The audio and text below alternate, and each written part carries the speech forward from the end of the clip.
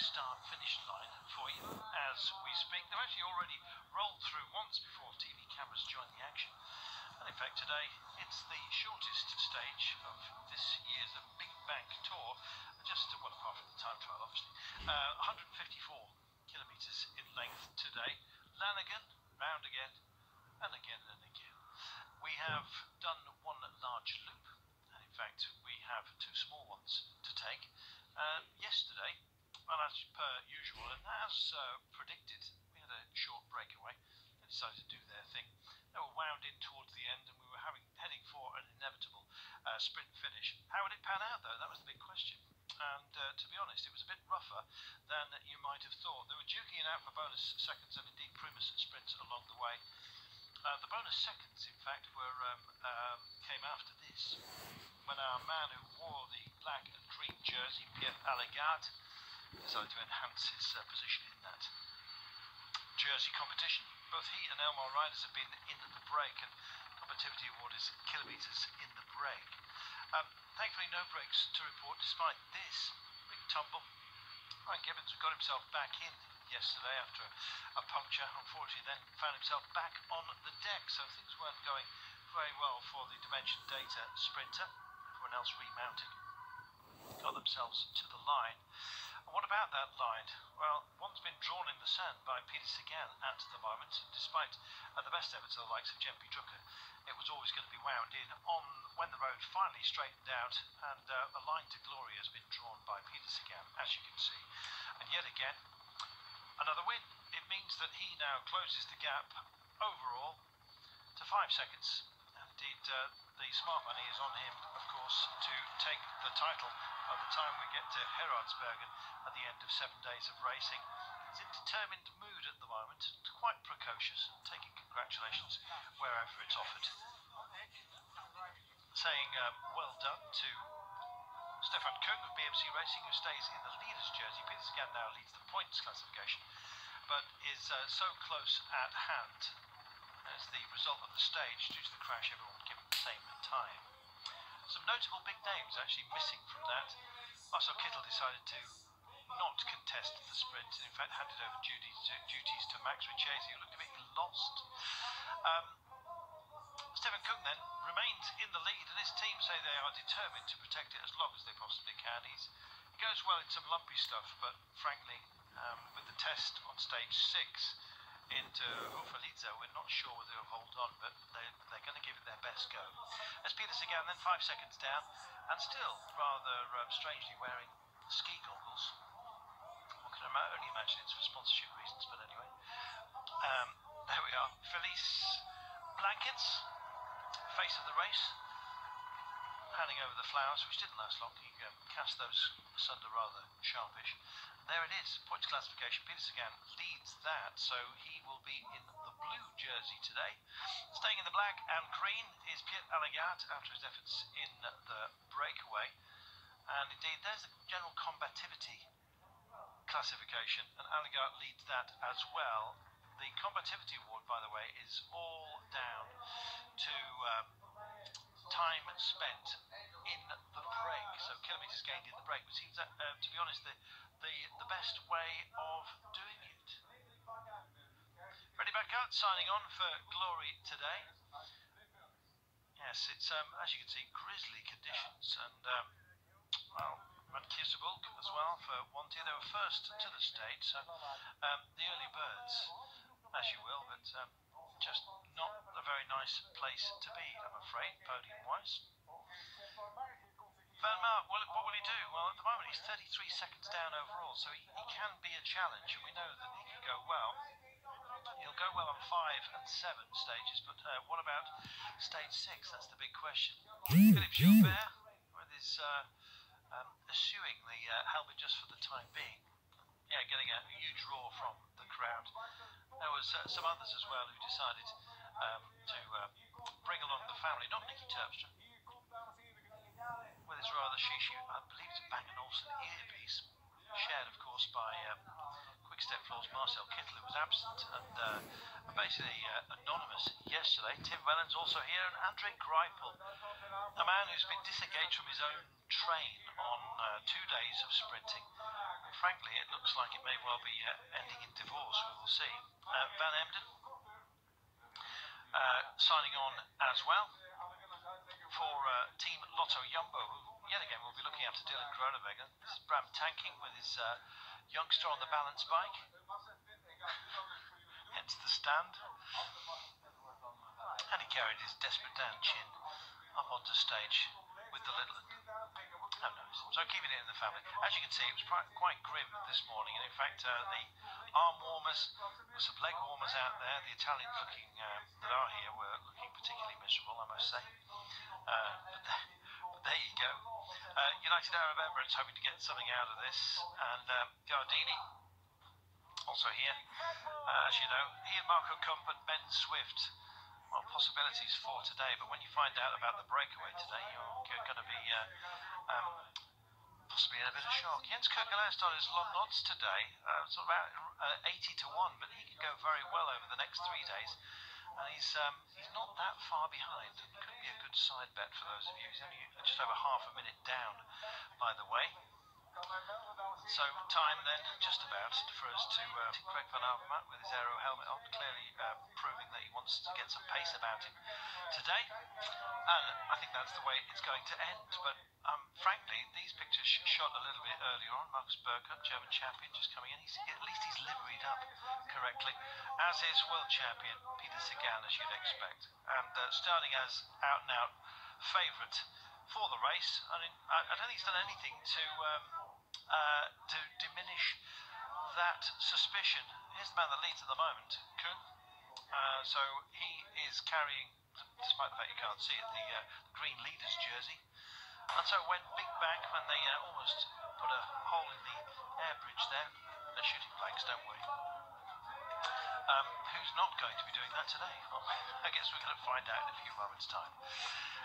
There are some teams that are running out of chances to get something out of this race. Those that have sent quick men and really haven't got classics men for the final phase of this race over the next 3 stages after today. Today breaks the back of the race. It's 7 days of racing in total. This is stage 4.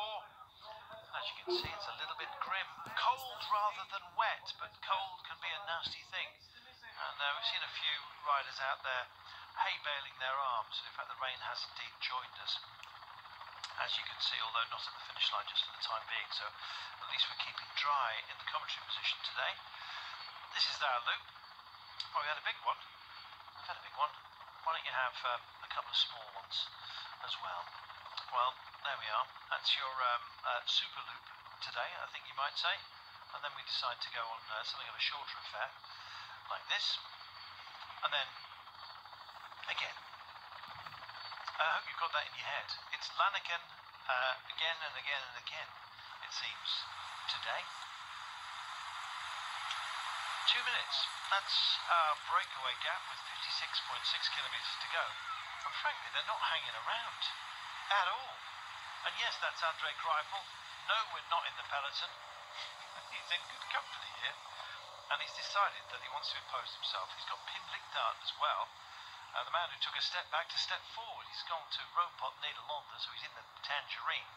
They've been joined by the rather sizable figure, extraordinarily rangy, Niels Pollitt. If he ever got off the bike and just decided to yompo, he'd probably still win. So they've got 2 minutes, this trio. They put the pace in when we got to the first Primus sprint of the day, and they decided just to push on.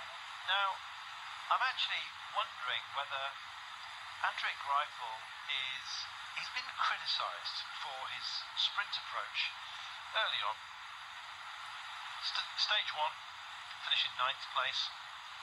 Stage 3, which is the next sprinting day, that was yesterday, 13th place. And frankly, he doesn't like the attention.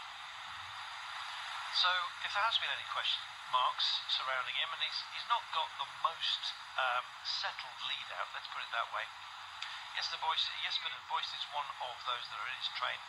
Nico Mace and Marcel Zberg Seberg and Mace, yes. De Bois, not so sure. I think that's the problem with Andrei Greipel. You've got to have a sense of being able to read each other in tight quarters. And it seems that Greipel hasn't quite settled into that role at the moment, so he's changed himself. Now, he usually goes well in the classics, Andrei Greipel, for a fast man. And I'm wondering whether he's going to nick some time today. And he's actually targeting, finally, the golden kilo at the bonus seconds therein. What do you think, Brian Smith? It's a bit of a strange one. It's been a strange start to the day. When we looked at the pictures of the start today, it looked as if we were in the Belgian Classics at the start of the year with the weather, and the riders wrapped up. But and then we seen a lot of attacks earlier on. The race leader was involved with an attack earlier on, and it's one of these strange things. It was all together for the first Primus sprints taken by De Vries, but it was just after that sprint, Greipel went on the attack, took with him Pollitt at the back here, and Lichtard decided to jump across to them. So we crossed the finishing line for the second time.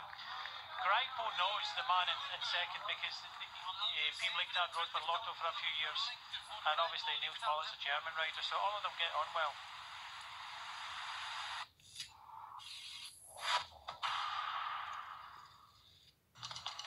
A modern software factory, a hub of digital transformation. Is this where we come to compete? This is what you build to compete, where insight drives experience, where automation delivers better apps faster, where agile isn't just a buzzword, it's a way of life.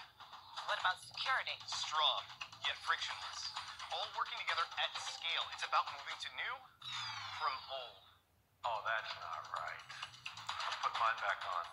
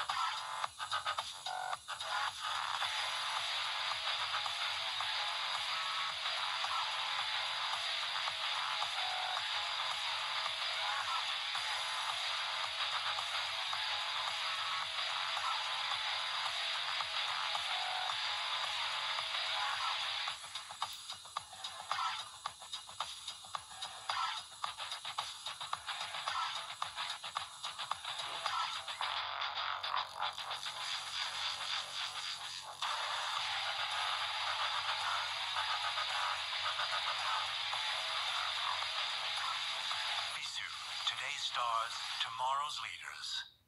Grepolis, bring prosperity to your people and lay the foundations with the help of the gods of a powerful empire. Plan your strategy, forge alliances, and fight in epic battles. Conquer island after island and become ruler of Grepolis. Play now for free at grepolis.tv or download the app.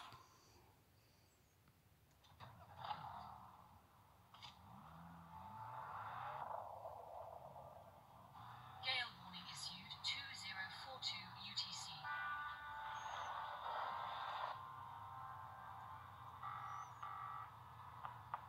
Mike, can we make sure we avoid this low pressure to the east? There's a force 9 approaching.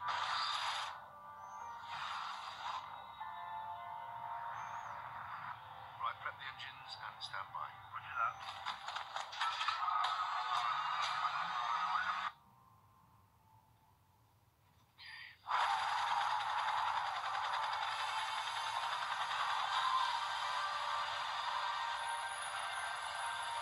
This is Rescue 1, ETA 4 minutes.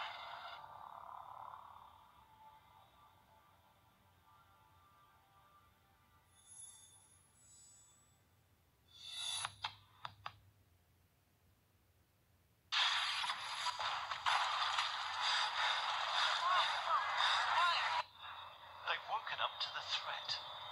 Bora here doing much of the work. This is for Peter Sagan. Of course, he's wearing the Blue Points leader's jersey today. It's not the leader of the race. That's Stephen Cohn. Uh-oh. Hello. Looks like we had an issue of some sort as Andrei Greipel decides to push on, and both he and Pim Lichtard just distancing the rangy figure of Niels Pollitt at the moment as we gets a little bit lumpy, Brian, on this loop. They've been doing this again. We've got a loop of today of 27.3. Thank you so much. You decided to try and go straight on here. Yeah, we've had a couple of moments such as that during this race, actually. Yeah, it's just on these paving stones, it gets a little bit slippy. They're back together again, but yeah, we're on these couple of loops of 27.3 kilometres in length. When we say lumpy, most people have been in Belgium in this part of the world. It means, you know, there's a few kind of flyovers and things like that. It's nothing too drastic. We go into the lumpy areas over the next 3 days, but yeah, this stage has been full of surprises so far. The race leader going on the attack, being all together very early on for the first checkpoint sprint, and then Andre Greipel, the sprinter of Lotto Soudal, who hasn't been anywhere in the first couple of sprint stages, decided to go on the attack. Took with him the man in the back with the big K on his back, Niels Pollitt. He doesn't really like cornering, maybe because his centre of gravity is higher up. And Pete Blinktaert, who moved to Rompot from Lotto Soudal after I think it's 3 years there. So Andre Greipel will know them all, riding for the German national team, Pollitt. Pete Blinktaert, an ex-teammate. So they held a maximum advantage about 2 minutes and 35 seconds, but it's been pegged back somewhat by Bora Hansgrohe. The question is, Carlton, this golden kilometre coming up at 32.9 kilometres to go, 1:22. They're very capable of bringing these three riders back. Will it come into play today? That's the question. I know that Peres Sagan is only 5 seconds down. He could possibly win yet again. Looking at the last two sprint stages, he stands to be favourite yet again for this stage today. But he may decide to bring these riders back and have a go at taking some bonus seconds and maybe making sure of that leader's jersey. Well, you know, we've got this trio up front, and sometimes you get some surprises. I'm just wondering whether today that Andre Greipel, this is more than just proving something to his team and his teammates, but I think that's part of it. I think he wanted to show that he has actually got the power, and basically to his fans as well, of which I count myself one. He's disappointed over the 2 days where he was expected to do something, and on a day when he's not expected to do anything at all, at least at this point anyway, he's decided to go and burn himself out there. Does it offer up an excuse for not having to be there at the pointy end later on? But that is the thing. This is his attack now. This is the first time across the finishing line in Laniken. So it was Greipel coming up the finishing straight. This was some time ago now, taking Pollitt with him.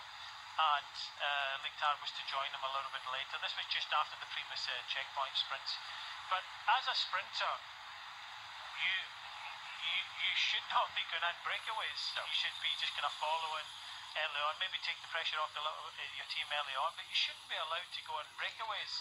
So to go on a breakaway, he's either going against team orders or he's been told, right, try and get something from this race today. It might split up. We've already seen the race leader try and go on a breakaway earlier on, so there might be a few surprises. But like you say, he's burning himself out. He'll not be anywhere in the sprint finish if it does come to a sprint finish, which most people are thinking it will do, because the rain is just, it's not coming down. It's kind of, it's not cold, but it's damp conditions. You can just see the rain on the lens. I don't think it'll throw it down like it did in the time trial, but you can take Andre Greipel out of the equation, not unless we get a few more surprises in the last 50 kilometres where we get some counter-attacks. I think he's buying a pass here, not to be featuring in the end, which he doesn't believe in. It's a very strange one. I wouldn't be surprised if there was an argument at the breakfast table, a few comments went Andre Greipel's way along these lines. I speculate, but the lead-out train's been there. Where have you been, Andre? And so he's come out here after a couple of shredded wheat and decided to just say, stuff it, I'm out there. He looks angry. Yeah, well, that's the way he looks. But for 21 days in the Tour de France, that's what he does. He sits in the peloton, sprints at the end. That's his job. That's what he gets paid to do. Okay, we see him in the classics, and I like to see him in the classics. He's a strong rider, and he's done well for his team in some of the classic races over the cobbles. But when there was a lot of attacks earlier on today, the race leader going on attacking, maybe he got carried away with it, and then he found himself in front with Niels Pollard. Only one rider came across, and that was it. Maybe he was expecting more riders, more surprises, but it didn't happen. Now we have Team Sky with John Dibben at the front and Bora Hansgrohe.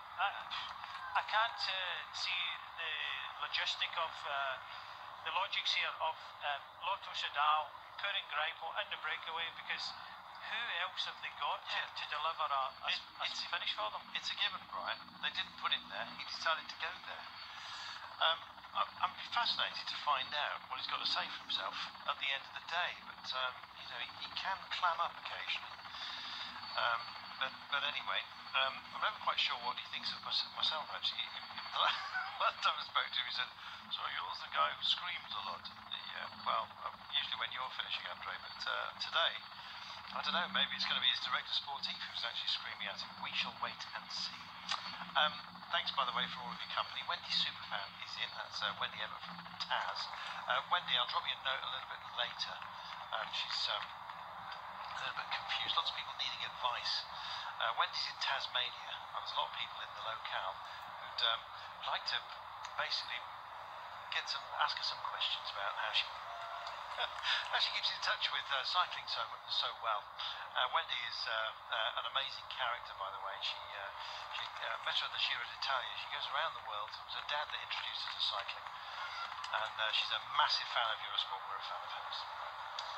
If you'd like to join Wendy, and indeed everybody else, in the conversation, then please feel free to do so. It's at Carlton Kirby, CarltonKirby, indeed at Bryce Smithy, BRISMITHY, and we'll do our best to answer your questions, including yours, Wendy. I'll DM you in a minute. A minute and 21 is the gap, and it's raining. Now, if it does get sketchy, it could be a roll of the dice that comes up. For Andre Greipel, we'll see. He's certainly got some strength around him, and people he trusts as well. He knows Pim Dart, and of course Niels Pollard, as you quite rightly said, speaks German. I think Pim probably does as well. So we'll see whether these guys have got the motivation to wind them in. They're certainly within range, but you never quite know the power of a trio like we've got up front, and how much they're prepared to burn themselves today. If they're already feeling lightly toasted, will they go for the full fry-up? I don't think it's big enough. I think when Greipel went on the attack, he was expecting maybe more riders to go with him. That didn't happen. Only Pim Dart decided to go across to Pollard and Greipel, and three of them are committed. At that time, his sports director could have had the opportunity of saying, look, just sit up and come back and save yourself for the sprints, but they've decided to push on. Still hoping that maybe something will happen. The rain will come down. Obviously a lot safer to be in the group of three in front than to be in the peloton, especially when the roads are kind of not completely wet. Some dry patches, wet patches. That's where it gets very dangerous. But for sure, Greipel will not be featuring if this comes to a bus sprint today, which is predicted. Yeah, it's a sort of lockdown at the moment behind Bora and Sky, who are sharing duties. This trio working well together. Greipel does head off on occasion, doesn't he? Classics-wise, and I'm just wondering whether he's spinning up his legs to seeing how he can cope. I think he's got a battle plan for the last three stages of this race. What do you think? Well, he is in good company. Pim Dart, strong rider. Niels Pollard, strong young rider at 23. So it's as far as I'm concerned, there's three strong riders, and the gap going up ever so slightly to 135, 137 now. So it's I don't think the peloton are chasing that hard. It doesn't look as if Peter Sagan is thinking too much about the golden kilometre, and maybe that was me wishful thinking more than anything, because over the last couple of golden kilometres they haven't overly raced it. So it does look as if these riders are trying to go all the way. Okay, it's not the longest stage of the tour, 154 kilometres, and maybe that's the thing behind the thought process of Andrew Greipel. He's strong enough, like you said before, in the Tour of Flanders and various other races. He gets involved, he goes in the breakaway, helps his own team out, and you can see there is a bit of face pulling in this breakaway. They are trying hard. They certainly are. They mean this, and in fact they found, another 15 or so seconds on the pack as we stand. Having a loop as well, psychologically at least. They'll be coming back to, they'll be going through the golden kilometre in in about 12 kilometres time, they'll make it. So you've got some quick men who are assembling time. The trouble is that they're reasonably far down the order. Minute and 3 seconds down is Andre Greipel, so the best he could hope to be would be 54 seconds down after his efforts, if he takes all three of the intermediate sprints. Niels Pollitt is the best placed of all three of them. He's the man from Katusha Alpecin that's on the front at the moment, doing a good job of pacing them all. He's at 53 seconds, so take 9 seconds off that and he'll be on 44, so back in contention, I guess you might say. Pim Lichtart, he's on 54 seconds.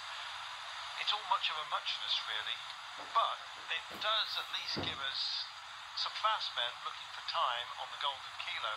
But I think more than that, they're going to try and hold on out there. They are clearly showing that they're not going to give this one up, Brian. They're going to take their chances today and power on. No, they are the right hearts. You can see Greipel got to the front there and keeping the pressure on. Pollitt also wants to try and do something here. They lost Baptiste Blancart yesterday, and I think from what I read, Rick Zabel climbed off earlier on today, so every reason to be in the breakaway today. I just don't understand why Team Sky were riding at the front. Okay, it's to put a bit of confidence in their sprint train, but leave it all up to Bora. They've got the fastest man in the peloton at the moment.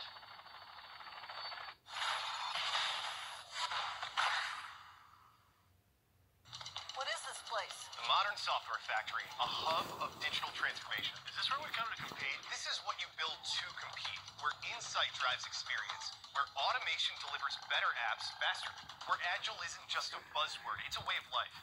What about security? Strong, yet frictionless. All working together at scale. It's about moving to new from old. Oh, that's not right. I'll put mine back on. I heard there was a great opportunity. I went to see for myself. Tourists are thrilled by sport and leisure. It's also my passion. It's where I invest. I met professional people, got sound advice, and I could also test the potential firsthand. With Smith, invest in the future.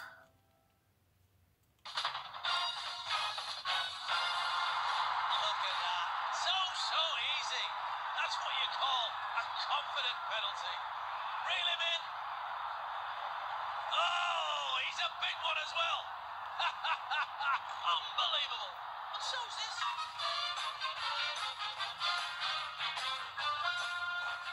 Make sure you put it back, though.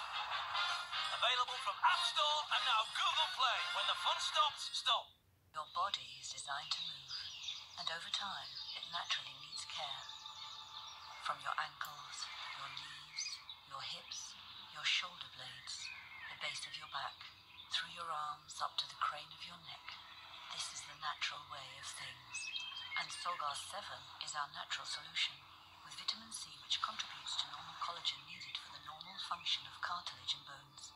A blend of 7 ingredients in one daily capsule. Solgar. Set sail on an award-winning river cruise with Emerald Waterways. Every detail of our ship's modern design is created to be inspiring. Unpack once and travel through the heart of Europe. And with Emerald Waterways, so much is included in the price. Book your 2018 river cruise now and save up to £1,250 per couple. Plus, for a limited time, enjoy unlimited free drinks throughout your cruise.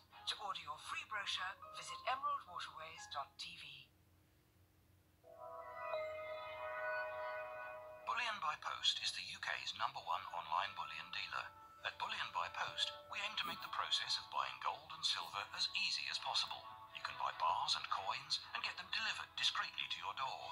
On our website, our prices are updated every 2 minutes and include free, fully insured delivery. To find out more, call us on 0121 403 3000 or visit us at bullionbypost.co.uk.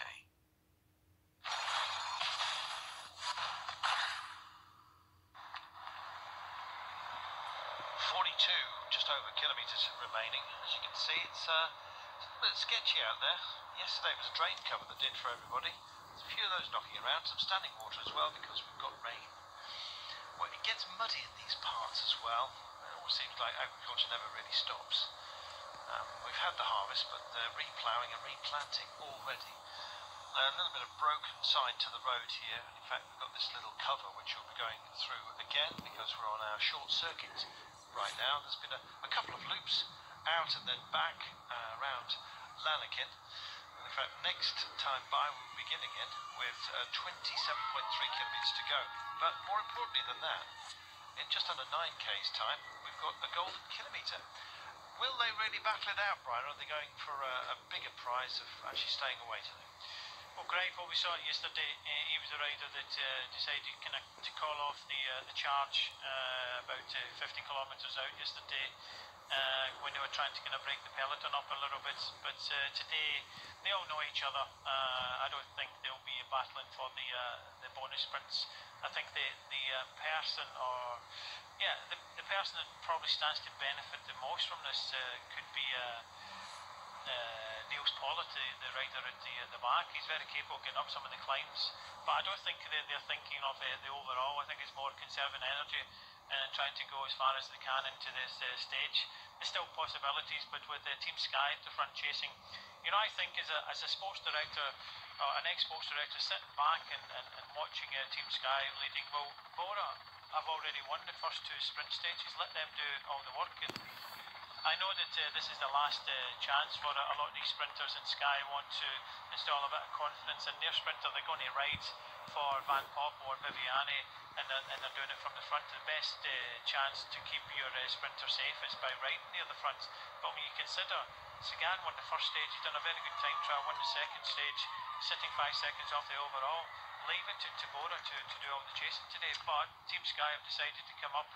You can also see BMC just hovering near the front. They're just looking after Stefan Kung. It's amazing, actually. There's a lot of gifts being handed out there. Here's Pierre Allegard. He took a tumble earlier on today, by the way. So did Van Speybroek. A few others I imagine will be decked before the end of the day, but let's just hope that they stay safe. It's sketchy, the surface that they've got to deal with. And in fact, Sky really here at the moment are offering up support, albeit in a rather odd way, to Bora Hansgrohe and indeed BMC, who are two teams that are benefiting from the efforts that they're putting in out front. I'm just wondering whether, Sky likewise send what is essentially a sprinters team to look after Viviani.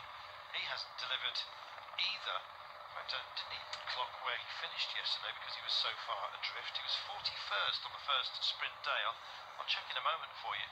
But I don't know, you have a battle plan, you come to a race such as this, Brian, and then you don't engage, and Viviani just seems to be, he's already got his ticket.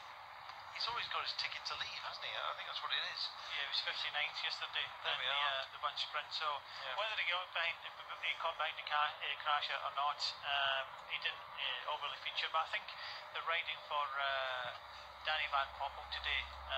But we'll see. It could be Viviani. The way they're placed at the moment, Viviani is sitting behind Danny Van Poppel, but that can all change in the run in towards the finisher.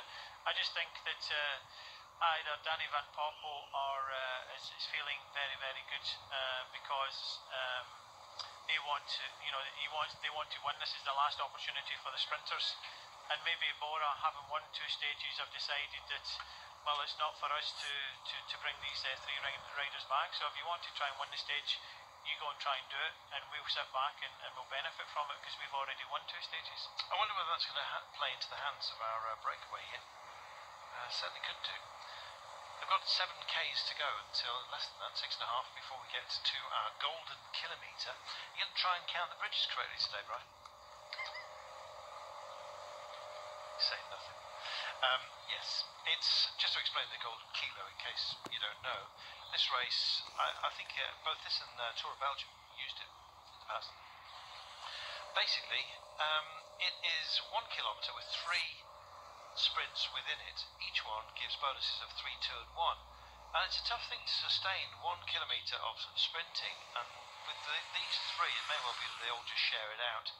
We'll wait and see, but it was designed to tempt the fast men to pick up some bobby bonuses along the way, and it hasn't done so far. But if, without looking at the gaps and indeed knowing the circumstances of today, you just looked at the result and thought, well, Greipel, Pollitt and Lichtart, they must have all been together and they popped out and grabbed it. Well, no, they popped out for the Primus checkpoint sprint, which wins you some beer earlier on today, and indeed just kept going. So we've got a very, very high quality and rather surprising break. We thought we'd had, well, 4 or 5 up the road from some of the invitee teams. I know that Binckbank now rides for Rompot Nederland, but yeah, he's a quality rider, sort of taking a step back, dropping out of the World Tour in order to step forward. Others have done that in the past as well.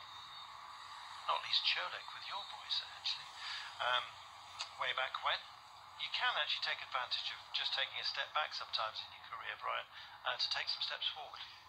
Yeah, there is an opportunity. Everybody wants to stay in the World Tour. It's the kind of first division within cycling.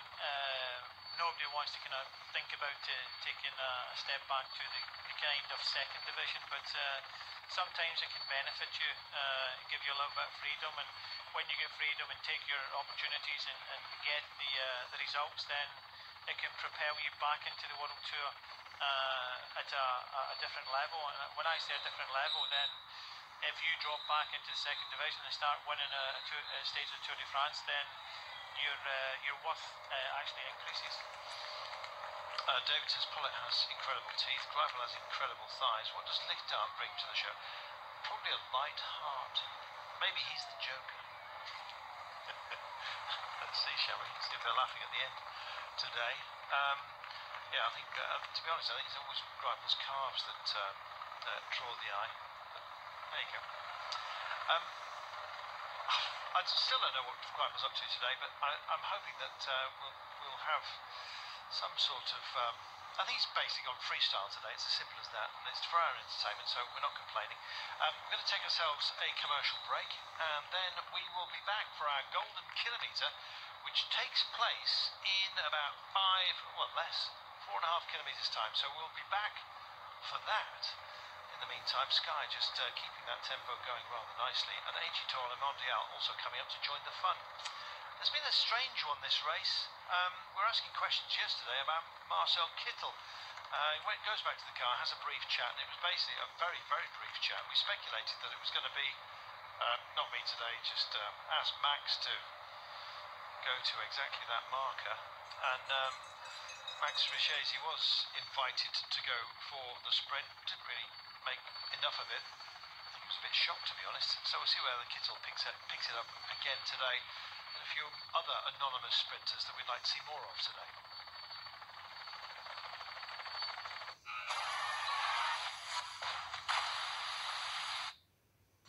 What is this place? The Modern Software Factory, a hub of digital transformation. Is this where we come to compete? This is what you build to compete, where insight drives experience, where automation delivers better apps faster, where agile isn't just a buzzword, it's a way of life.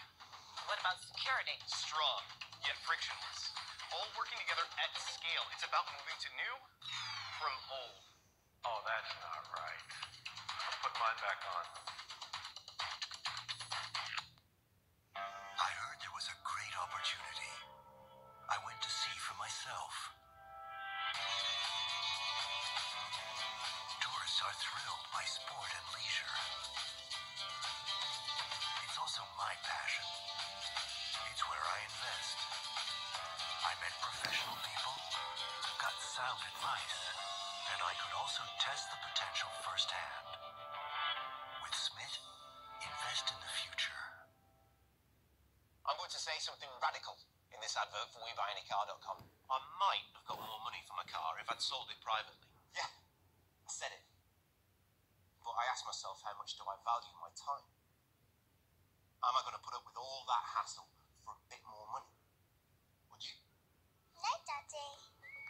Value your time? Enter your reg number now at WeBuyAnyCar.com, the UK's favourite car buying service. Your odds from William Hill lets you create and bet on your own markets. Tweet us direct from the William Hill app or from Twitter, and we'll reply with the odds.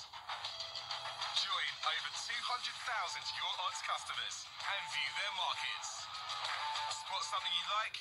One click, it's in your bet slip and you're on. More markets, more choice, more control. William Hill. This is more.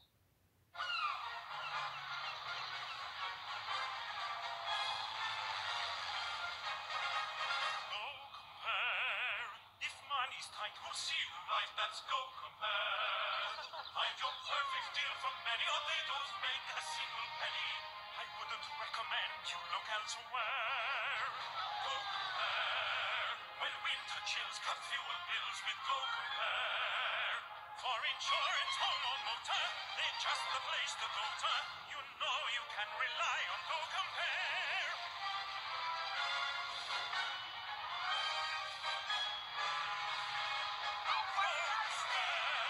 Go check them out without a doubt, they're right up there. Their unbiased information could sink billions across the nation. Proudly independent, free and fair.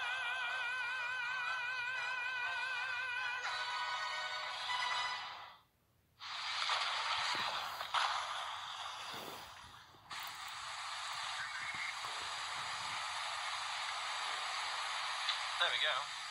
1k to go. So essentially the flamme rouge for the, or the flamme jaune for the golden kilo, flamme d'or.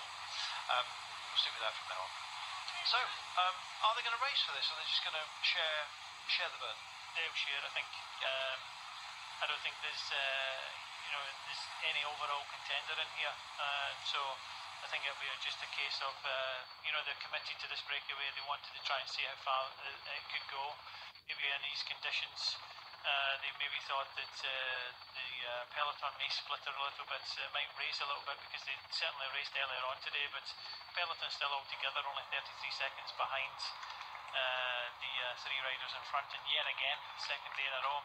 AG2R, Le Mondial are coming up and helping out the chase, and they rode very well yesterday, keeping towards the front, out of trouble, and Barbie had a nice result in the end. Yeah, he did very well. They also worked hard on day one, actually. So there is your opening bonus. They don't look hyper motivated for it. It looks like the chase now is well and truly on.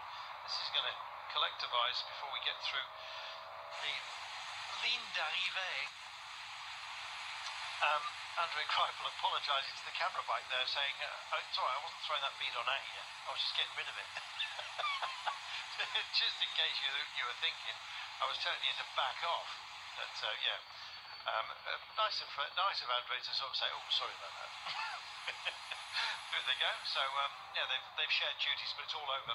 Team Sky one side of the road. So Quick Step Floors are a bit more motivated today.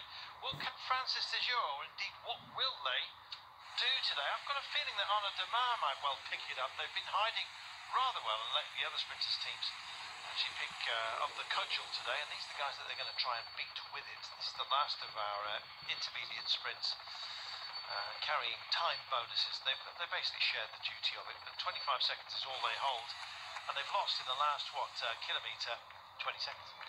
Yeah, Lichtard taking all three, which means that 9 seconds of his deficit this morning of 54 seconds. So I think Lichtard is a rider that certainly can go well over the kind of classic stages, and he'll be wanting to try for a good overall performance here. So obviously chatting the three-man break that they wouldn't battle it out for these sprint points, and Lichtard takes the maximum seconds on offer. Yeah, they shared the duty rather than the spoils, if you like. But Pim Lichtard then goes to 45 seconds overall. So yeah, you never know. With days that are more favouring to him. To come, Amstel Gold Race tomorrow as we head to Sittard. It's a mimic of that race. Then the Houffalize, these Baston de Liège day, stage 6, and then Gerardsbergen for the Flanders day for the 7th stage, where we'll find our champion. So this is how it went. 3, 2 and 1, well, this is the second sprint now. They're just rolling through, but Pim Lichtard's name staying at the top, as you can see. Lichtard, Hoyt and Greipel with the last of them. So 17 seconds, and a bit of a squeeze here. Now, with 30.9 to go, this will be, 3Ks out when we are, 3.5Ks out when we're racing fully on the final lap. And it's that uneven surface, some nasty right-hand curves as well. At least it straightens out on the approach to the line, though. Yeah, there are some technical nature of this course, and that's why a lot of the teams are coming towards the front. It's only 18 seconds for these three riders. In fact, the blue jerseys of Quick-Step Floors have come to the front. Kaisa is here and setting a good tempo. You can just see the front of the peloton starting to stretch a little bit. So 30 kilometres to go, and Quick-Step, I know we said yesterday after a very disappointing first stage with Quito that they really have to think about coming up early, but 30 kilometres today is very early, starting to think about dominating the front of the peloton, because these riders are only 14 seconds or 16 seconds in front now. How many times have Quick-Step actually done too much work and then seen it all just fall to pieces? Trek worked hard yesterday for Edward Toon to got himself a decent finish. In fact, he was just behind Peter Sagan on the stage, ahead of Barbier from AG2 La Mondiale, and both of those teams, well, AG2 La Mondiale are working. Trek, not so much today. Andre Greipel's done an awful lot, and that looks like he's suddenly freewheeling all over. In fact, rattles those rather sizable lips around that mouth of his. He can look very pinched and mean, Andre Greipel. He's a lovely bloke, but I think he's realised that today his day is done. Could well be that he was just spinning it up to see how he's functioning at distance in a small group for the next couple of days. I expect he'll probably have another dig. He's certainly not going for the sprint today by his moves early on as part of that breakaway. Indeed, here's the pursuit. We'll be crossing the finish line fairly soon, and in fact in 2 kilometres time it will be the third and final passage of the line before we do our last loop, so the penultimate crossing, if you like, I beg your pardon, before we finish. So they'll hear the bell, is what we're trying to say, in a rather ham-fisted manner. Road surface is getting wet, the rain's still coming down, the camera's pointing backwards, which is why it's not being spattered with the rain that is falling. The helicopter shots, we're not using too many of them because through the haze it's difficult to see too much. So it's ground cameras at the moment, and look at how much respect they're giving these curves. I guess you never know when a storm drain's going to pop up like it did yesterday. Yeah, it very much looked like this finish to this stage today could be very tricky. A lot of the riders giving these corners a lot of respect. And you got to remember, we are coming up to the finishing line for the third passage of it, with 27.3 kilometres to go. So they'll know what's coming up. But these three riders, Greipel, Lichtard and Pollock, trying to kind of hang on, only a slender advantage. But Greipel looks behind. AG2R, the Mondial, are the team that's riding on the front, controlling things. Quick-Step Floors came up as well. It's all about keeping your riders safe, but on these big boulevards it's quite easy to be able to do that. Just before this it was fairly technical, and you don't want to get involved with any spills, but looks like Bora Hansgrohe on the right hand side have started to look after their world champion and points leader of this race, Peter Sagan. What about Groenewegen today? I think he's somebody else that's disappointed so far. He finished fourth yesterday, so his quick finishing, but his timing seems to be out. He was fourth on stage one as well. If he can get that right, he might have a chance today. He's certainly got a chance, but will he deliver? So here we are. This is your start-finish straight, essentially.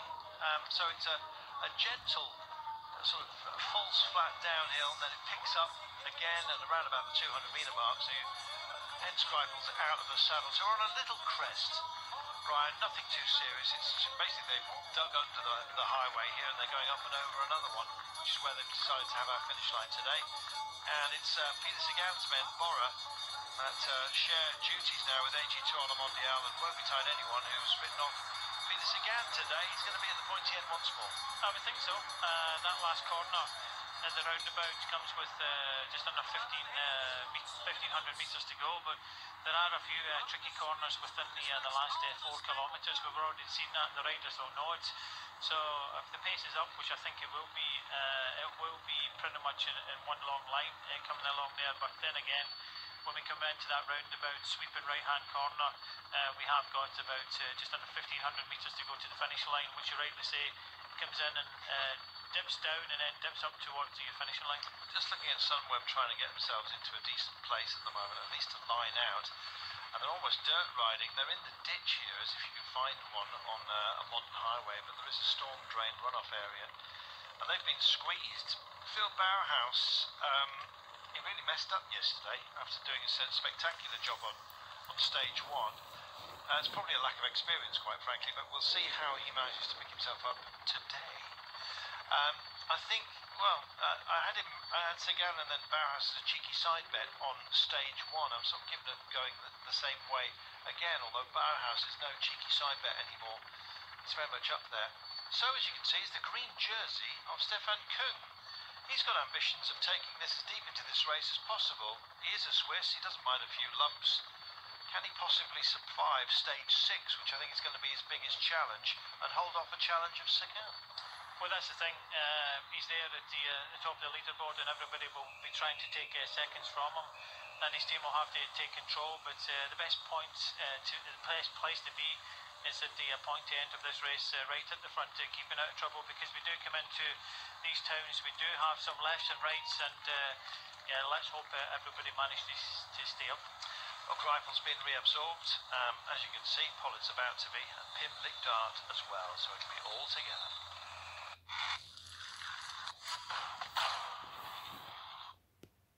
What is this place? The Modern Software Factory, a hub of digital transformation. Is this where we come to compete? This is what you build to compete, where insight drives experience, where automation delivers better apps faster, where agile isn't just a buzzword, it's a way of life. What about security? Strong, yet frictionless. All working together at scale. It's about moving to new from old. Oh, that's not right. Put mine back on.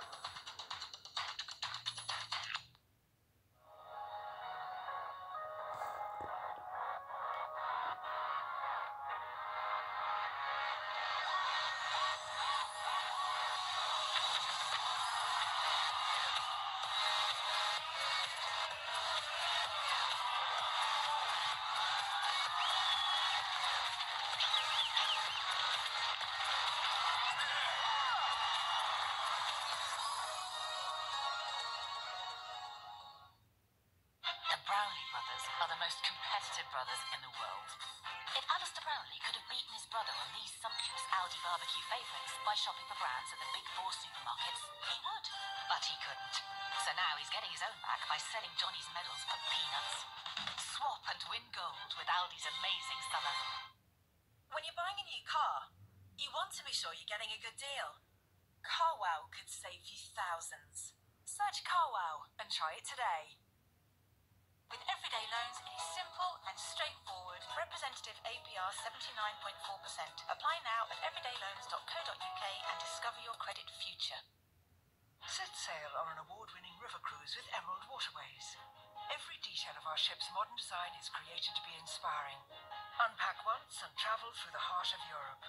And with Emerald Waterways, so much is included in the price. Book your 2018 river cruise now and save up to £1,250 per couple. Plus, for a limited time, enjoy unlimited free drinks throughout your cruise. To order your free brochure, visit emeraldwaterways.tv. Jinbai Tai. Togetherness. A connection beyond man and machine. The all-new Mazda CX-5. Available 0% APR. Drive together. Words are flowing out like endless rain into a paper cup. They slither while they pass, they slip away across the universe. Trying for the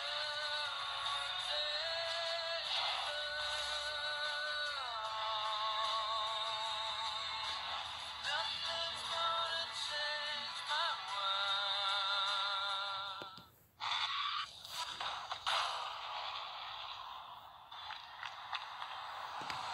A couple of tumbles out there. Miles Scottson has taken a tumble.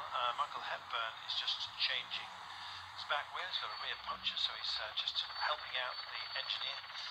who's going to jump in a few moments' time, so already releasing the back wheel. Clever thing to do. 23 kilometres to go, though, and the pace is up, especially with some of these pinch zones, as you can see. Sky's still working very, very hard. 82 on Mondial did quite a bit, but at the moment, it's Peter Sagan's men from Bora. They crossed the start-finish line, which is featured on several loops so far. Next time by, it will be the finish line itself. And no surprise if it'll be Peter Sagan that crosses the line first. Brian, who is your pick today? Sorry, good question. Why not Peter Sagan again? But I think we have to kind of park him up to the side. He's won the first two sprint stages, and I think has to be favourite today. So who else is going to challenge him? And I think possibly Dylan Groenewegen. Yep, I think Dylan Groenewegen is definitely part of proceedings. This is the back of the peloton. Now this is Vaugrenard. He's not part of the lead out for Arnaud Demar. I haven't seen anything of Francis Dejeux, so I'm going to go for a bizarre one today. I'm going to assume that they've actually been looking after themselves and are going to have something left at the end. So will we see the French tricolour, or will it be covered in a rain jacket? Who knows? But there you go. Just for my own amusement, I'm going to go for Arnaud Demar. I don't really believe he's going to be a feature. But he's a decent bike handler. I know it's not a technical finish today, but he won't be worried on any of these approach corners. What I'm trying to say is he may well be reasonably relaxed. Let's wait and see. Hopefully not too relaxed. 22.2 kilometres to go, but yeah, like you, I think it's Sagan's choice again. What about Viviani? What's happened to him? Is he just sort of lost motivation within Team Sky and is wanting a new start?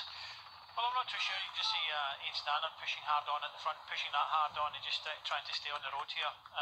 But Viviani, I think more Van Poppel than Viviani today, but we'll have to kind of wait and see. But look at the amount of green helmets towards the front, and that's the team of Peter Sagan, Bora Hansgrohe. You just see him in his blue jersey. But Burkhardt just pops out there. He wants to make sure that Sagan is there. The pace is up. Ian Stannard is keeping the pace high at this moment, trying to cause some splits in the peloton. Although it doesn't look too technical, but the elastic band, as soon as that strings out, it can snap and we get some riders being dropped now. Oh, well, that looks like the end of my hopes for Demar, because that was Jacopo Guarnieri, super lead-out star for Demar, and he's been teed off, I'm afraid. So that looks like the end of that little wistful thought. There you go, that's all it ever was. 21.2 Ks to go, and the attrition rate is starting to happen. This is now, and it's not the moment for him. Strange one for him to come here, actually, but we'll see how it goes in the next few days. As you can see, the wind is not exactly blowing a hoolie today. These guys are going to pick up the pace as if they haven't already. The pace that's already been injected, Brian, is starting to take some prisoners. Yeah, it's Ian Stannard decided for Team Sky to come to the front. He's doing all the work, all the hard work at the front of the race. He knows this course. Everybody knows it, and it knows it can be fairly treacherous. So he's gone to the front, the easiest place to be. You know, you can see the road in front of him. I'm not saying it's he's having an easy time of it. You can just see him grimacing. But yeah, in these sort of conditions, you really want to be in the front. And with just over 20 kilometres to go, looks as if Team Sky want to try and kind of take control of this race and make sure that they are in this stage to win. Here's Peter Sagan. You can see him dead centre in the blue points leaders jersey. He's got German champion Markus Berger on his wing as we speak. Sky just rolling the changes through, and in fact they've got a reasonable amount of personnel up front. I haven't seen Viviani though, so I think it will be Danny Van Poppel today. There's your pick. There he is. See you, Arna. Said it was wistful. As soon as I saw Guarnieri go, I thought, well, that's the end of that one then. I picked two of them. 20.2 Ks then from home, and Peter Sagan has rolled down the arm warmers. Looks like he's wearing boxing gloves. Well, that's saying that you roll up his sleeves. He's just rolled down his sleeves, but he's been in business today. Yep. And Sky have moved Danny Van Poppel up towards the front. The green jersey being very attentive towards the front as well. Just wanted to see if he actually throws these arm warmers away or gives them to one of his teammates. But you just see the tail of the peloton now, all on one line. It's important to stay near the front. We say this pretty much every race, but in these conditions you have to stay near the front because you never know what's going to happen in front of you. But it does look as if AG2R with Jan Bakeland, Peter Sagan's team with Bora Hansgrohe, Sky, all kind of massing towards the front there. So we've parked again to one side. He's look at it, look how sprightly he looks. He's in determined mood, and that's what we love. Kung's done a good job actually to keep himself towards the pointy end, and BMC have been protecting him rather well. What's his chances of carrying this jersey all the way to Gerardsbergen, would you say? I think it's going to be very difficult because he has the leader's jersey and people want to take that off him. Maybe if he was in second place or third place, it might have stood a better chance. You can follow the wheels more than anything, but he's in the lead, and it does mean that other people have to try and take it away from him. Oh, there we are. I think it was neutral wheel, and then one he actually wants. So Bram Tankig is back underway. He'll be carrying his Desperate Dan, sort of stubbly beard up towards the front. Has he finally clipped in? Finally got away. That was a mess. It was, but that's what happens when neutral stops. You've got to remember there's gaps appear. You know, you look at the team cars. The first car you've got is a neutral service car. That's the quickest wheel you're going to get, and okay, not the fastest wheel. Luckily enough, Lotto NL Jumbo car was there pretty quickly, allowing him to get his own wheel, and he just had to pop his chain on and he'll be back. The reason why he wants to try and get back as quick as he can is because he's an essential part of the lead-out train for Dylan Groenewegen if he wants to try and win today. Yeah, Tim Bonneville-Gens is, of course, protecting Greg van Avermaet, our BMC, it's been called. But we'll see. They're, at least PR-wise, they're talking up Stefan Kung at the moment. But yes, you're absolutely right. He's within striking distance. More than that, Peter Sagan, who starts today 5 seconds down in the overall, and he could well go into the lead with a victory today. In fact, with a 10 seconds bonus, then surely that would be it. But we'll see. I think there's going to be some big time gaps out there. There's clearly some sprinters who are not motivated. Haven't seen Andre Greipel yet. We've seen Devar going backwards with Gagneri, his lead-out man. And with this hot and cold that the riders have experienced, those who've been to the Tour and further south, then come into these grizzly conditions, I won't be surprised if we've got some tummy upsets starting to show themselves as well. Bauhaus men, the black and white, you see their black stripe down their backs at the moment. They're doing a fantastic job of getting him into position. Can they deliver? And it continues. Janssen van Rensburg, I'm just seeing whether he's got himself a puncture front by the look of it. And so it's looking a bit sketchy. He's just riding on with a junior waiting for a replacement. Meanwhile, the hurt kept up, and it's BMC on behalf of the leader Kung that are going for it right now. And there, Bauhaus looking ominous. Bora have just lost one of their trusty men for Peter Sagan. Didn't catch who it was. Yeah, I heard it happen, and you heard the blowout, and that's why Bora Hansgrohe knocked it off at the front, and straight to the front came the team of BMC, trying to keep Stefan Kung out of trouble here more than anything. Very, very important in these conditions, but you could hear the blowout of the Bora Hansgrohe rider, and so many punctures at this point here. All of a sudden, it's the mixed roads that we were telling you about, with a little bit of gravel when they're not finished at the side. So you take on some country roads at your peril at this level, because quite often the centre of the road is mobbed. The only way to get through is to go to the edge of the road, and it's not best finished, the asphalt surface. They're on a good road at the moment, but we've carried some punctures out from underneath the trees, I'm afraid, with 16.2 to go. It's getting very lively, Brian, and United Arab Emirates are also coming to join the front. Andrea Gardini looked sort of purposeful today. Don't be surprised if he shows his face. Yeah, Greg van Avermaet comes to the front, the Olympic champion, looks behind. He's going to see some teammates just behind him. The most important thing is to keep that green jersey on the back of Stefan Kung today. And it only takes a crash within the last few kilometres for that to happen. You've got to remember, once you get to the 3 kilometre to go, if you do crash within that, you get the same time as the winner.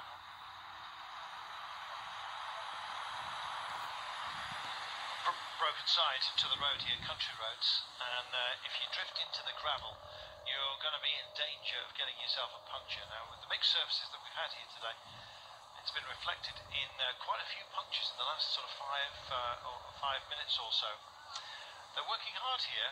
Lotto, likewise. I can't believe this will be for Greipel later on. Probably Jesper de Voist will be given a chance. We're thinking Chase Benoot for deeper into this race, I think, as well. 15.3 kilometres, another little bit of a rise. Look how messy this road surface is. To have this many riders coming through, it's a narrow strip of black, isn't it, that they're playing with? Yeah, that's why you've got a lot of riders riding hard at the front of the peloton at the moment is because of road space, and all it needs is a small incident to happen in one of these corners, and all of a sudden, there's a crash all over the roads, and the front of the peloton will continue on, and if you're too far back, you're caught out, and you could be losing a minute here this far out if you do have if there is a crash in front of you. So that's why BMC have come to the front. They've got the Olympic champion in second place here, and also you've got Vliegen, that was up there in the sprint yesterday. It's because it's fairly dangerous around these corners. All it needs is one crash, and on these smaller roads, the roads could be finished for some of the GC contenders. Just look at the spit of gravel here. It looks like a car's been through, and it's actually carried gravel right across the road.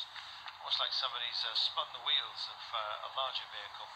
And I'm afraid there was a whole load of gravel there. I was sorry for my little exclamation. I was thinking that the gravel may well have brought some down on that rather sketchy corner. 14.4 to go. They're motivated, right? There's no doubt. Yeah, a lot of it is just protection. At the moment, you see the green jerseys being protected. The blue jerseys of Quick-Step are protecting their rider, and I think it might be Lampard they're just kind of looking after. Can't see Kitto at all if he's going to be involved with this sprint today. So a lot of the teams, it's just in protection mode. It's still too far out, 14 kilometres to go. Start thinking about your sprinter. Your sprinter, like we've seen the last couple of sprints, really has to make his way towards the front and stay near the front as much as possible. But most of the teams are riding for their potential GC contender and keeping them right out of trouble. Yeah, Richese yesterday got the late call to come and have some fun. Just wondering whether he's going to... now it's actually the battle plan for Quick-Step Floors. Just to give Massimiliano does some great work. Oh, and straight away Movistar pick it up. Now, not an out-and-out sprinter here, but Dowsett knows how to set a tempo. And indeed, we'll see who decides that this is a game worth playing at the moment. Two off the front. Yeah, good effort there by Dowsett. Takes with him one to Group Gobert rider. So we've seen Dowsett try these things before, and okay, they've not always come off, but I think a good time to have a crack. Yeah, why not? 13.4 out, and if sprinters teams are starting to assemble themselves and think they're going to have everything their own way, then potentially think again. You're looking at the head of the race right now. Alex Dowsett is a terrific time trialist, as you know, and that sort of tempo. He's got some pace about him on occasion. In fact, they're almost crossing wheels. They're slow. They're so tightly reined together here. Well, they're giving this a proper dig with 13.1 from home. And setting the chase is Marcus Burkhardt, the German champion on behalf of Peter Sagan and the rest of Bora Hansgrohe. Getting back in here is Bram Tankink. We saw him waiting for the correct wheel. It looked like it's the right thing to do. He's got teammate Lisa there who will come and say hi to in a few moments' time. But they'll be working for Dylan Kronenberg, and I think he's got a good chance today. Another of these 90-degree turns, and as you can see, 4 in, 4 wide in, and then 2 wide on the exit. And still with this pair up front, led by Alex Dowsett at the moment. Still haven't quite clocked who it is. A little bit further back, that's Posselberger, I'm afraid, who he was the one that had a technical a few moments ago, but he's back on his bike and indeed back in. Bora were given to waiting for him, which is interesting. I'm not sure Sagan needs the entire lead-out train, but he wants his teammates around him. These guys still keep it going with 12.3 kilometres to go. I don't think they've got a hope, but it was a nice little try, a little foil. Strange things have happened though, Brian. Yeah, see, the best place to be now, the New Zealander Dean Smith, that it went with Alex Dowsett, and the two of them working well together. Dean Smith could possibly get a top 10 in the sprint finish today, a good sprinter, but decided to follow Alex Dowsett's wheel, and Burkhardt came to the front because he showed respect for Alex Dowsett. Everybody knows that he's very capable of going along on a stage like today, but a good effort here from both these riders. Not too sure they'll be able to hang on, but like we're saying already, with the rain coming down these slippery corners, anything could happen in the run into the finish, and that's why it's very important to look after your GC contender. A lot of them aren't too interested in the sprint for the time being. They're more so interested in keeping their potential GC contender safe, because if there's a crash happens at, say, this roundabout here, the GC hopes of some of the riders could be gone. They could indeed, and with the rain, as you quite rightly point out, now being a factor, anybody, well, it could be anyone for themselves. Let's have a look here. Well, they spear it right and left. It's almost equidistant both sides, and thankfully the main body of the chasing peloton are through cleanly. Good work. Likewise for this pairing up front. Yeah, they are. 11.2. It's probably now, I would imagine, going to be registered as a gap. What do you think, about 10, 12 seconds as it stands? With 11.1, the sort of pace that Dowser can set has got to be matched by those behind, and they're busy trying to get themselves into colour order. Bauhaus's black and white boys are there. United Arab Emirates with their red helmets. The thing is, nobody's taking it up. No, Everybody's looking after their GC contender. The sprinters teams are trying to come towards the front, and Dowsett and Dean Smith are extending their lead ever so slightly now. 16 seconds, and Alex Dowsett got a bit between his teeth now. He knows he's got an opportunity here, and it's up to the riders behind. The Trek Segafredo, are they going to try and ride this back, or are they just playing safe? Well, they've hidden for much of the day. They'll be working for Edward Toons, no doubt about that. Andre Greipel finding himself at the back at the moment, having had his fun out there. I'm still don't know what he was actually up to. Vakoch from Quickstep, not that far ahead of him, but Greipel, busy day today for him. It's getting busier for this pairing. Dion Smith, the Kiwi, sharing duties with Alex Dowsett, who then puts the hands, as you can see, in that familiar style of his. He's really got his head down with 10 Ks to go. It's 18 seconds. They can't afford to give them too much of a rein here. No, they can't at all. Quality pairing in front, and Alex will try and go the whole way here. He's in time trial mode at the moment. He's got some help. Sometimes he finds himself in the situation where he's on his own, but it's Trek Segafredo on the reds with Pedersen, the Danish champion, coming towards the front to try and help out, but still it's not full gas. They're kind of spread across the road. Nobody wants to really take this on. Well, they may well all be staring themselves into the abyss at the moment.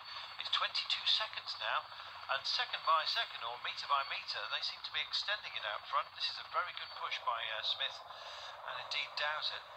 Look at this, good tempo. They're not hanging about. They mean this. 9.4 kilometres then. Let's talk about the run in. From about 6 Ks out, we approach a gentle turn to the left, a gentle turn to the right, which brings us to 5 Ks, and then the road swoops round in a sort of a very flat banana, if that makes sense. That brings us to 4 Ks, and that's when it starts to get technical. We've got some rises and some big turns. There's a big turn after 4, big turn at 3.7, big turn at 3.5, big turn at 3. So that's the major turns, 1, 2, 3, 4, around about the 90-degree mark, each of them, but it's big highway, a bit like this, so you can choose some lines through. Then there's another turn, 90-degree-ish, at 2 Ks remaining, and around about 1,400 metres, there's a roundabout that you have to take a quarter of. So that suggests a sort of a roundabout hairpin, does it not? It's kind of, when you're dealing with a roundabout and taking just a quarter of it, it's slightly technical, but once that's unwound, it's more or less straight to the line. So with about 1,300 metres, something like that, they will have a straight look, despite the fact that it does rise and fall ever so gently. Well, alarm bells are going off at 24 seconds, no surprise, with 8.4 kilometres to go, and the chase is on here. Yeah, this is De Vries just coming up for the second Primus checkpoint, so he wants to take some points here. 2 points, two riders taking the points up already, but De Vries wants to take some points in that competition, and he takes third. But at 18 seconds, you've got to remember, Alex Dowsett started the day at 18 seconds down on the general classification. Check this out. This is Markus Burkhardt, German champion, with Peter Sagan on his wheel, and that's all that's left, essentially, for Peter Sagan at the moment. It's possibly all he wants with 8 to go. Meanwhile, out front, still plying their trade. They've still got 21 seconds. Can they hold this gap? They're doing a great job of it. They save their energies. Little shake of the head there from Dowsett. Doesn't want to come through. Yeah, they're speaking to each other, but Dowsett now pretty much virtually the leader on the road, courtesy of, just as I say that, it goes down to 17 seconds, but they're trying hard. Dion Smith is with them, and normally we see Dowsett do these things on his own. He has got some company. He will go as far into this towards the line as much as possible, but it's who wants to commit now to try and bring them back, and Dowsett and Dion Smith will be difficult to bring back. Well, the biggest commitment is coming from Marcus Berger at the moment, the German champion, working for his teammate Peter Sagan, who's in the blue jersey, the points leader's jersey. He may well swap it for green today, but he's got to win in order to do it, because the green jersey itself on the back of Stefan Kung for BMC is within this group right now. A lot of options for Orica Scott. I think it's Magnus Cort Nielsen for them, with Roger Kluger possibly being a default option for them as well. In fact, the men from down under Orica Scott are in a great place, and it could be the big Dane that they work for today. 15 seconds. Well, again, this is that gentle curve that I was telling you about, that curves to the left in the trees, the woodland. And when you've got this much road to play with, then they are still within sight, even on the curve.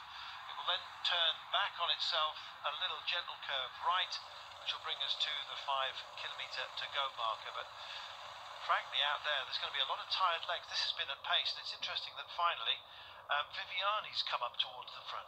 Yeah, he was in the front on the left-hand side, but the key point to this stage is with 4 kilometres to go, you really have to be in the top 10 or 20 with 4 kilometres to go, and this is why we're seeing a big push now from Viviani. Viviani won't be sprinting today, but he's trying to help out his sprinter, or his other sprinter, Danny Van Poppel. He has got him up towards the front. He just looked behind to see if he was in good position, but 4 kilometres, that corner at 4 kilometres to go will naturally thin out this peloton. A few tricky corners to the 1500 metre to go, and then it's pretty much directly all the way in, but you don't want to get caught up in any crashes, because people will be taking some risks. Yeah, they will. Incredible pace at the moment. You saw what Viviani was doing, and I'm afraid it's paid for these guys. 8 seconds, in fact that margin is now out, so Alex Dowsett and Dion Smith, good work by them. Combativity award, by the way, here is on kilometres in the break. It's gone down to some jury. Thomas again would wish that had been the case during the Tour de France, where he was rather unkindly denied the combativity award after being in much of the breaks for much of the race. In fact, it went to Warren Barguil, the man who'd already won the King of the Mountains jersey, so I thought that was rather unfair. So did Thomas again, who threatened not to race on the last day. Briefly, before his team said, come on, pick yourself up. But yeah, it seemed unjust, that. Injustice. 5.3 kilometres then, and we're, 1,300 metres from that crucial turn that they're going to start to make, and Dowsett and Smith still out there, everyone else just getting themselves ready for the big assault, and that's precisely what we're going to have. What about Cohen-Vilfort for Roompot? They're getting their tangerine bodies up and into position on the left-hand side of your screen, right-hand side of the road, embedded in along with BMC and Trek Segafredo will look much of a muchness here, especially when you look back through what looks like a gel filter. But it's basically the fact that it's so grisly today. Peter Sagan's in a good place. And in fact, right now, he's dispensed with Burkhardt, and he's just embedded within the realms of just about everybody else. Going to put out the call all together in a short while, and then we're going to see potentially somebody else just roll through and have a dig. But it looks like the sprinters day again, right? Yeah, Ben Swift coming up in the left-hand side, first one to pass Dowsett. Greipel comes up doing some good teamwork here.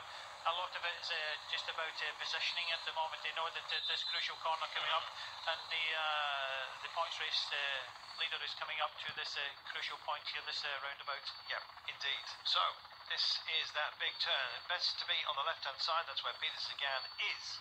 He sails through rather nicely in the unfamiliar blue jersey that he is wearing, which is of points leader, and they're starting to mix it up, and we love this. 3.9 kilometres to go. This looks like Lampere has decided that he's going to just shake a stick at everyone, but gives up on it right now. It's because there's another corner, so eases off the gas. He'll get the best break out of it, and he lays on the pace almost immediately out of it. Clever riding there. Yves Lampere for Quick Step Floors. He's 7th overall. He's only 12 seconds adrift. Would like a few more right here. Thank you very much. 3.5 to go then. We told you about these turns, and here is yet another one. And this, I think, is one of the most vicious that they're dealing with right now. and look at how deep they are. Some dive bombing as well as Lotto Jumbo themselves get themselves out of shape. Suddenly alarm bells going off for Lotto Jumbo. Groenewegen knows he's not where he needs to be. And in fact, if this pace continues, he's going to be way out of contention. They've got work to do to get back into this with 3.2 remaining. You just see Lampard, he's trying hard, and the rider from Astana was trying to chase him down, but he can't quite get to him. But Stefan Kung decides to go on the left-hand side. He realises this is a danger point to the race. He wants to stay as near to the front as possible. Why not go on to the front? Yeah, and 3Ks. This is another of these 90-degree turns. So he does. He engages the chase, essentially, sails through that. There are two more corners, essentially, for them to take. The road does waver just a little bit. Here's the first phase of that. Wavers to the right. It'll come back to the left for the 2K to go marker. And then we've got a short 400 metres before we get to that roundabout. Once that's unwound, it's straight to the line, although it does pick up and descend the road ever so gently. Gentle about this man's efforts right now, and Yves Lampaert has buried himself. This is the sort of thing that Ilio Kaiser was given to doing a couple of years ago. Lampaert it is that's gone with 2.4 to go, and he's got a good gap here. Now, this is going to require a chase, and I don't think the sprinters want this at all. Andre Greipel shooting the breeze, having a little vigest with Marcus Burgott, and Lampert's still gone. I think he might make this stick, you know, with 2.1 to go. Let's have a look. He's going to be out of sight here. Watch him accelerate over the white paint, and away he goes. He's burning himself out here. 2 remaining. Yeah, you just see another attack off the front from Lotto Soudal, but Lampard has done this before.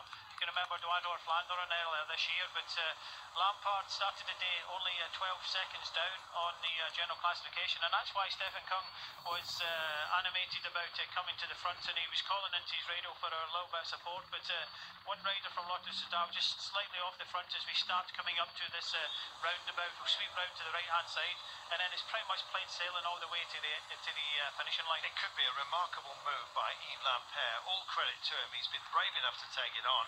It's been a crazy day today, and there's Marcel Kittel enough to take it on. It's been a crazy day today, and there's Marcel Kittel adding to the question marks that are hovering over so many of the quick men. This man's fastest of all at the moment, at least here, and Yves Lampaert is, well, can he possibly make this stick? I think he might.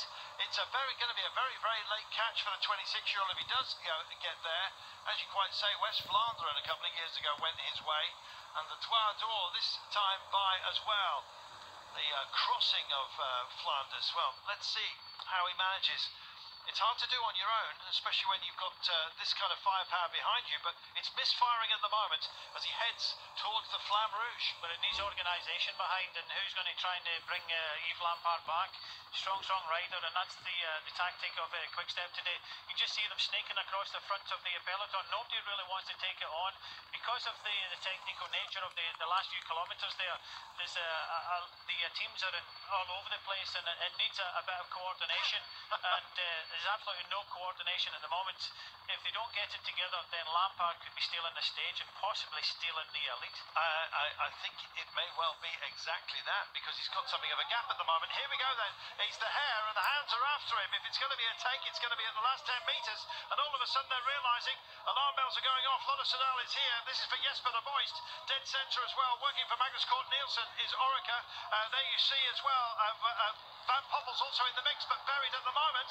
Where is Peter Sagan, we're asking ourselves. Bauhaus is coming up as well. They're mobbed across the road, I'm afraid it's all over.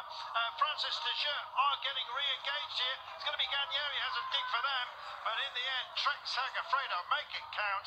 Edmund turns and had a go yesterday, and today he makes it his own.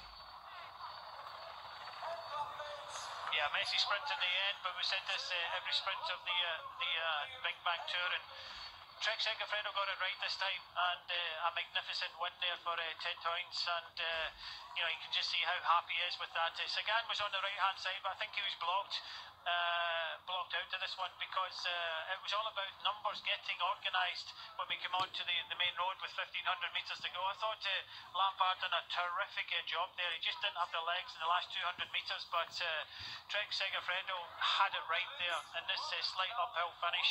He came through, and I think he beat Kukalev to the line. Sagan, I think, was in 4th place, if I can see the points jersey. Just a little bit too much to do in the end. Yeah, it was Kump for the United Arab Emirates that was in the frame, by the way, towards the end. Is the Greipel group right now. Getro buried in there as well. As you can see, Simon Gerrans for Orica Scott coming across the line. Well, Edmund turns. He did a turn today, did he not? And that was a terrific piece of timing by the man from Trek. Said they were keeping quiet today, so it's proved. They led a lot of the chase yesterday. Today they saved their energies and delivered it with Ted.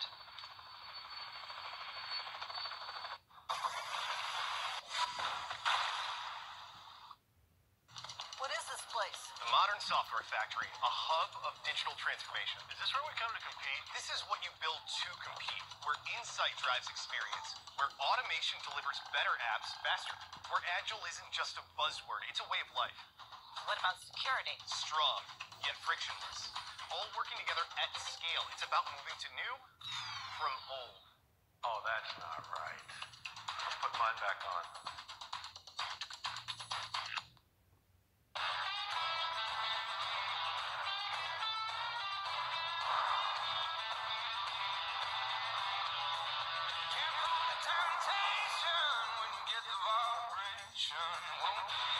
Introducing the Renault crossover range, featuring the all-new Koleos, Renault Kadjar, and new Captur.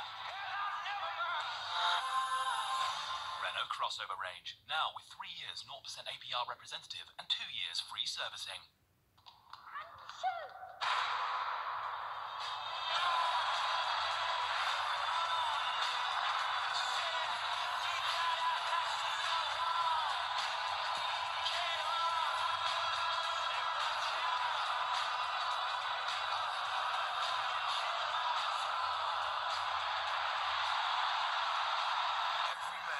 Sky Sports and BT Sport. This is football from Virgin Media. Look at that. So easy. That's what you call a confident penalty. Reel him in. Oh, he's a big one as well. Unbelievable. And so's this.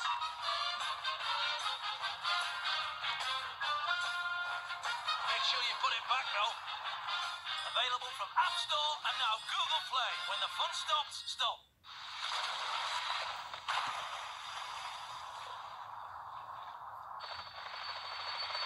Welcome back. Just looking at a replay of how we finished today. Lampere about to get wound in. It was a brave move by him. In fact, we've seen some very brave, a whole sequence of brave moves today. Some of them slightly nuts, to be quite honest. The pace, though, when it started to pick up, was at its height. Peter Sagan finishing 4th today, but well embedded, Brian. Yeah, you can just see him. He went from the right-hand side of the road to the right, to the left-hand side to the right-hand side of the road there, just taking 4th. He was coming up fairly quick, but it's one of these things when you know, you've got so much traffic in front. I tell you what an effort it was by Jasper Stuyven. He was the rider that got to the front and brought Lampard back for Toynes to sprint for the victory. Slightly uphill sprint, but I think everybody was just, you know, in the wake of Toynes there, and I think it was courtesy of the teamwork from Jasper Stuyven bringing him back in the end. You just see Groenewegen look there, he's coming up too late. Problem was that technical run in towards the 1500 metres to go. They come onto the main road, they couldn't get organised quick enough. Stuyven took it up. Luckily, he had Toynes with him and he delivered the win. But you look at Sagan, you track him. Sagan was on the right hand side of the road. He went through the middle of the peloton trying to follow Wales and eventually finished the 4th. Groenewegen was out of position with around about 3.5 kilometres to go. I'm afraid he was on fight back ever since that point, and then finished 5th. Turns, though, take nothing away from him. Super job by him.